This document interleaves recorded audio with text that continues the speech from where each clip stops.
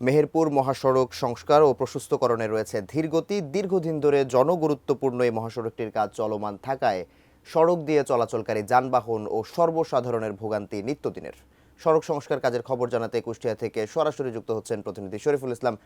শরীফ, কি ধারণা করা হয়েছে প্রশাসনের পক্ষ থেকে যে কতদিনের মধ্যে এই কাজ শেষ হতে পারে?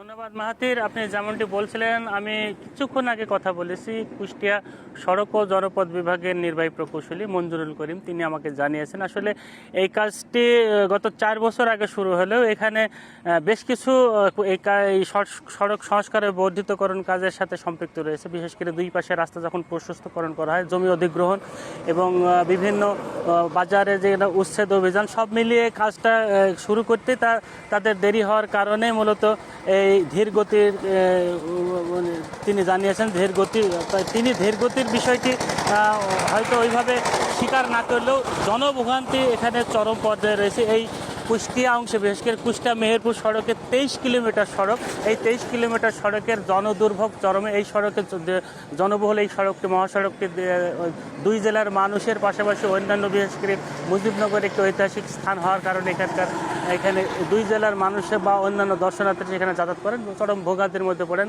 যেখানে যেতে 2 ঘন্টা বা সময় লাগার কথা, সেখানে অনেকদিন 4 ঘন্টা 5 ঘন্টাও এই সড়ক দিয়ে যাতায়াত যারা করেন তাদের লেগে যায়, ভোগান্তি চরমে থাকে। আর রাস্তার পাশে যেহেতু সংস্কার বর্ধিতকরণের করার কারণে রাস্তার খোঁড়াখুড়ি হয়, রাস্তার পাশে যারা বসবাস করে তারাও ধুলোবালির কারণে বেশ রোগাক্রান্ত হয়েছেন, এরকম অনেকেই অভিযোগ করেছেন।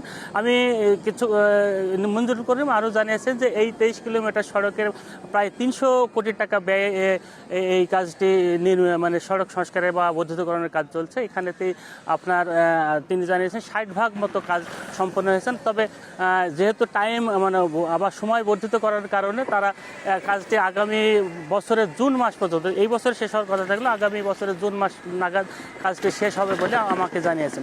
সড়কের দুর্ভোগ পাশাপাশি যারা চলাচল করে তাদের দুর্ভোগ, যারা বসবাস করে সড়কের পাশে তাদেরও দুর্ভোগ। এই দুর্ভোগ লাঘব হবে যদি দ্রুত এই কাজটি শেষ করে আবার চলাচলের জন্য যদি ছেড়ে দেওয়া হয় তবে জনদুর্ভোগ লাঘব হবে, এমনটি জানিয়েছেন যারা এই সড়কে চলাচল করে। তো এই ছিল কুষ্টিয়া সড়ক ও জনপথ বিভাগের মেহেরপুর সড়কের কুষ্টিয়া মেহেরপুর সড়ক সংস্কার ও বর্ধিতকরণ কাজ নিয়ে সর্বশেষ খবর। মাহাতির।